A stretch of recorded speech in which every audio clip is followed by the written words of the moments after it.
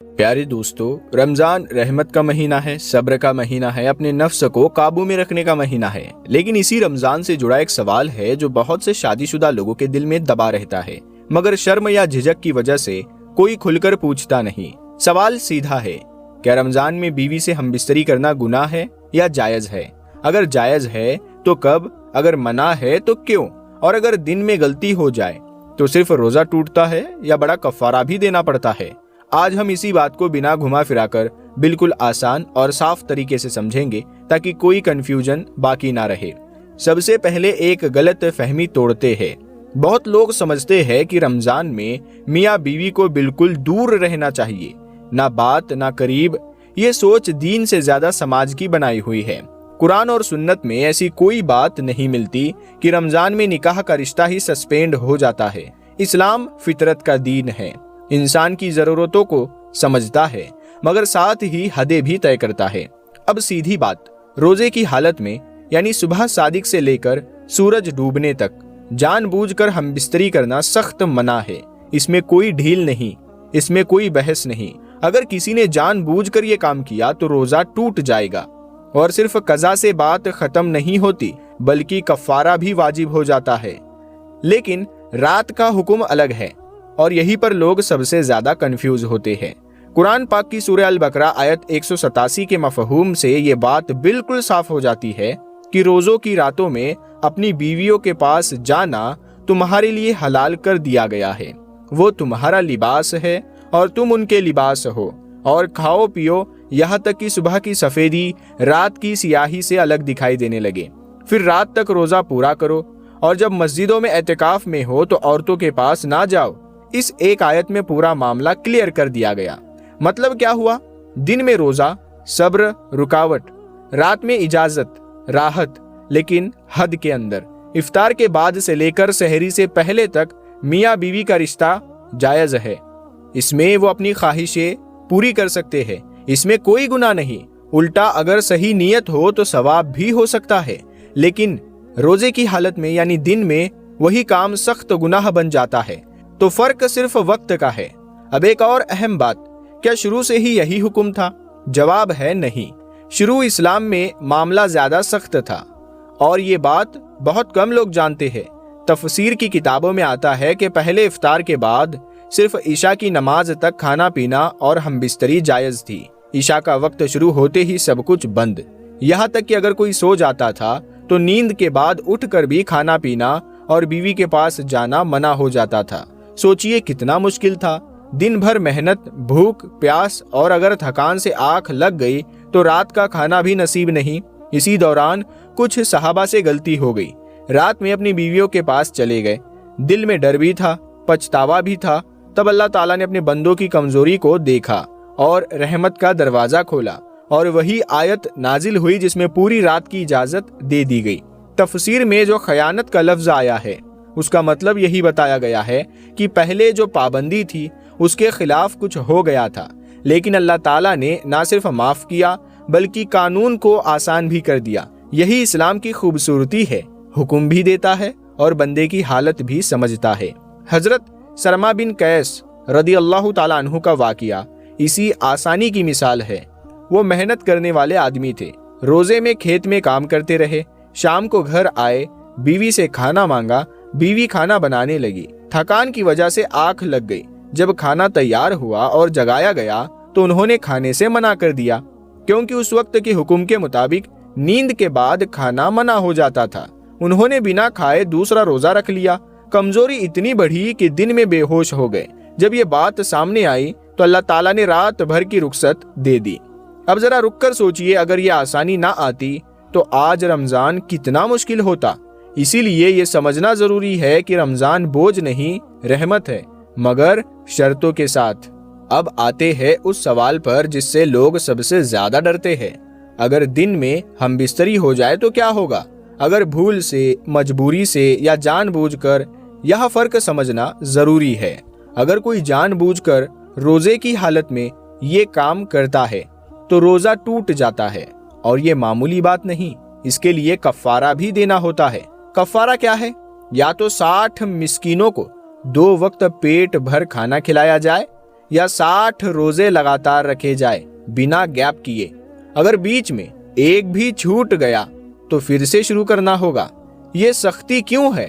اسی لیے کہ دین میں صرف کھانے پینے سے نہیں روکا گیا بلکہ جسمانی خواہش سے بھی روکا گیا ہے۔ روزہ صرف پیٹ کا نہیں پورے جسم کا ہوتا ہے۔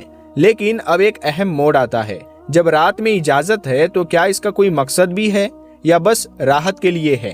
کیا اس کے پیچھے کوئی حکمت ہے؟ یہی سے بہت کم لوگوں کو پتا ہونے والی باتیں شروع ہوتی ہے، اور یہی سے یہ سمجھ آتا ہے کہ اسلام صرف روکنے والا دین نہیں بلکہ بیلنس سکھانے والا دین ہے۔ سب سے پہلی بات جو بزرگوں کے بیان سے سمجھ آتی ہے وہ یہ ہے کہ رمضان کا ماحول انسان کے دل کو صاف کرتا ہے۔ زیادہ نماز، زیادہ قرآن، زیادہ ذکر، گناہ سے دوری۔ جب دل صاف ہوتا ہے تو نیت بھی صاف ہوتی ہے، اور جب میاں بیوی اس ماحول میں اللہ کی یاد کے ساتھ ملتے ہیں تو اس کا اثر آگے آنے والی نسل پر بھی پڑتا ہے۔ اسے یوں سمجھیے کہ جس وقت انسان کا دل اللہ کے زیادہ قریب ہوتا ہے اس وقت کی گئی دعا، کی گئی نیت زیادہ اثر رکھتی ہے۔ قرآن کی اسی آیت میں ایک لفظ آتا ہے، تلاش کرو۔ تفصیل میں اس کے الگ الگ مطلب بیان کیے گئے ہیں۔ ایک مطلب یہ ہے کہ اللہ نے جو تمہارے لیے لکھا ہے اسے حلال طریقے سے حاصل کرو۔ دوسرا یہ کہ اولاد کی نیت سے ملو تاکہ نیک نسل پیدا ہو اور امت مضبوط ہو۔ تیسرا یہ کہ رمضان کی راتوں میں عبادت، شب قدر کی تلاش، یہ سب بھی اسی تلاش میں شامل ہے۔ مطلب صاف ہے، بات صرف جسم کی نہیں نیت کی بھی ہے۔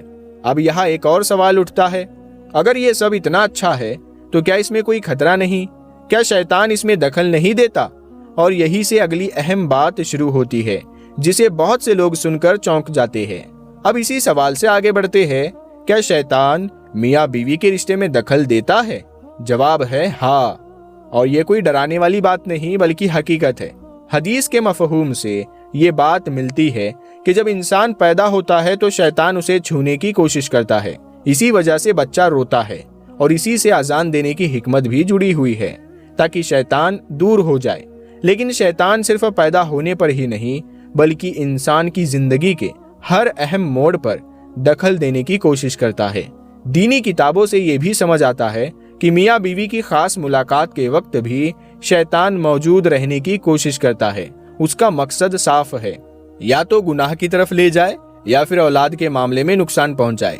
اسی وجہ سے نبی کریم صلی اللہ علیہ وآلہ وسلم نے ایک چھوٹی سی مگر بہت طاقتور دعا سکھائی، بسم اللہ اللہم جنبنا الشیطان و جنب الشیطان ما رزقتنا۔ مطلب اے اللہ ہمیں بھی شیطان سے دور رکھ، اور جو اولاد تو ہمیں عطا فرمائے اسے بھی شیطان سے بچا۔ اب یہاں ایک بہت اہم پوائنٹ آتا ہے۔ رمضان کے بارے میں حدیث کے مفہوم سے یہ بات ملتی ہے کہ اس مہینے میں شیطانوں کو قید کر دیا جاتا ہے، یعنی ان کا اثر کمزور ہو جاتا ہے۔ علماء نے یہ بات سمجھائی ہے کہ اس کا مطلب یہ نہیں کہ شیطان بالکل ختم ہو جاتے ہیں، بلکہ ان کی طاقت دبا دی جاتی ہے، ماحول زیادہ پاک ہو جاتا ہے، گناہ کی طرف کھینچاؤ کم ہو جاتا ہے۔ اب اگر ایسے ماحول میں میاں بیوی دعا کے ساتھ صحیح نیت کے ساتھ ملتے ہیں تو شیطانی اثر اور بھی کم ہو جاتا ہے۔ اب آتے ہیں تیسرے فائدے کی طرف، جو اکثر لوگ سن کر حیران ہو جاتے ہیں، اور کچھ لوگ تو ماننے کو بھی تیار نہیں ہوتے۔ حدیث کے مفہوم سے یہ بات ملتی ہے کہ صحابہ نے پوچھا، یا رسول اللہ کیا میاں بیوی کی ملاقات میں بھی ثواب ہے؟ نبی کریم صلی اللہ علیہ وآلہ وسلم نے فرمایا، اگر یہی کام حرام طریقے سے کیا جاتا تو گناہ ہوتا یا نہیں؟ جب صحابہ نے کہا ہاں تو آپ نے فرمایا، جب وہی کام حلال طریقے سے کیا جائے تو ثواب کیوں نہیں؟ یہاں بات بہت صاف ہو جاتی ہے۔ اسلام میں مسئلہ کام کا نہیں طریقے کا ہے۔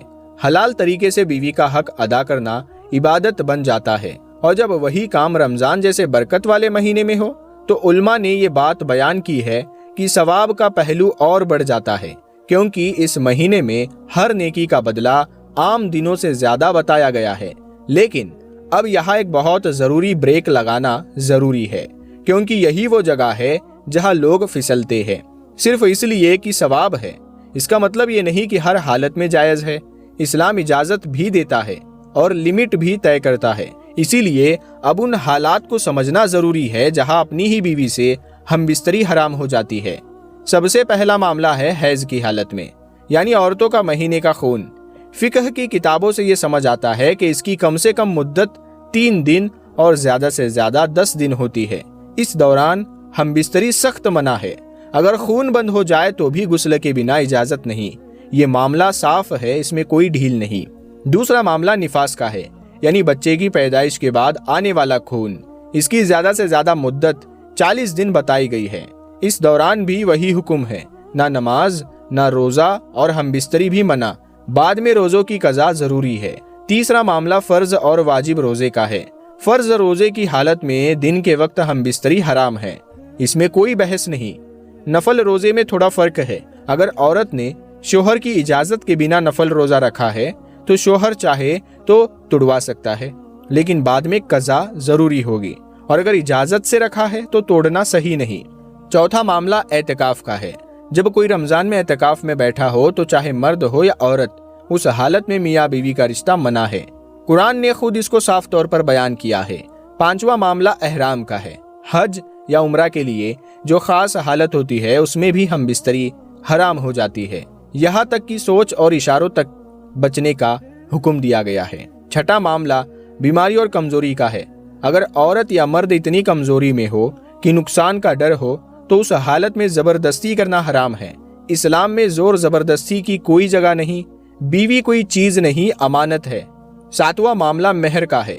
اگر مہر معزل طے ہوا ہو اور شوہر نے ادا نہ کیا ہو تو بیوی کو پورا حق ہے کہ وہ اپنے آپ کو روکے۔ اس حالت میں مجبور کرنا گناہ ہے۔ مہر معمولی چیز نہیں، یہ عورت کا حق ہے۔ آٹھواں معاملہ نماز کے وقت کا ہے۔ اگر نماز کا وقت اتنا کم بچا ہو کہ ہم بستری کے بعد غسل کر کے نماز نہیں پڑھی جا سکے تو پہلے نماز ضروری ہے، رشتہ بعد میں۔ دین میں ترتیب سکھائی گئی ہے۔ نواں معاملہ علاقہ ہے، یعنی شوہر کا قسم کھانا کہ وہ طے وقت تک بیوی کے پاس نہیں جائے گا۔ اس حالت میں کفارہ ادا کیے بنا رشتہ بحال نہیں ہو سکتا۔ 10واں معاملہ جہار کا ہے۔ اگر شوہر بیوی کو ماں، بہن یا کسی محرم جیسا کہہ دے تو یہ جہار کہلاتا ہے۔ اسلام سے پہلے اسے طلاق سمجھا جاتا تھا، مگر اسلام نے اسے کفارے سے جوڑا۔ کفارہ ادا کیے بنا ہم بستری حرام رہتی ہے۔ ان ساری باتوں سے ایک چیز بالکل صاف ہو جاتی ہے، اسلام نہ تو رشتوں کو گندا کہتا ہے نہ اسے کھلا چھوڑ دیتا ہے، بلکہ صاف حدیں طے کرتا ہے۔ رمضان میں میاں بیوی کا رشتہ حرام نہیں، مگر وقت اور حالات کے ساتھ بندھا ہوا ہے۔ دین میں صبر ہے، روک ہے، امتحان ہے۔ رات میں حلال دائرے میں راحت ہے اور ہر وقت اللہ کی یاد ہے۔ یہی رمضان کی اصلی ٹریننگ ہے۔ صرف بھوکا رہنا مقصد نہیں، بلکہ اپنے نفس کو کنٹرول کرنا مقصد ہے۔ اگر کوئی دین میں جان بوجھ کر غلطی کرتا ہے تو یہ معمولی چوک نہیں، اس کا کفارہ اس لیے رکھا گیا تاکہ انسان اس کی گمبھیرتا سمجھے۔ اور اگر کوئی رات میں حلال طریقے سے صحیح نیت کے ساتھ اللہ کی حدوں میں رہ کر اپنا رشتہ نبھاتا ہے تو وہ گناہ نہیں بلکہ ثواب کا ذریعہ بن جاتا ہے۔ آخر میں نتیجہ بالکل سیدھا ہے۔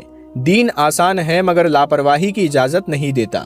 رشتہ حلال ہے مگر بے کنٹرول نہیں۔ رمضان رحمت ہے مگر تقوی کے ساتھ۔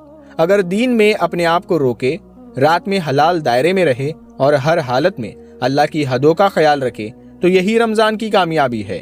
اللہ ہمیں صحیح سمجھ عطا فرمائے، صحیح نیت دے اور اپنے حکموں پر چلنے کی توفیق دے۔ اگر اس بیان میں قرآن یا حدیث کے مفہوم کو سمجھانے میں کوئی کمی رہ گئی ہو تو اللہ اسے معاف فرمائے اور ہمیں حق بات سمجھنے اور اس پر عمل کرنے والوں میں شامل کرے۔ آمین۔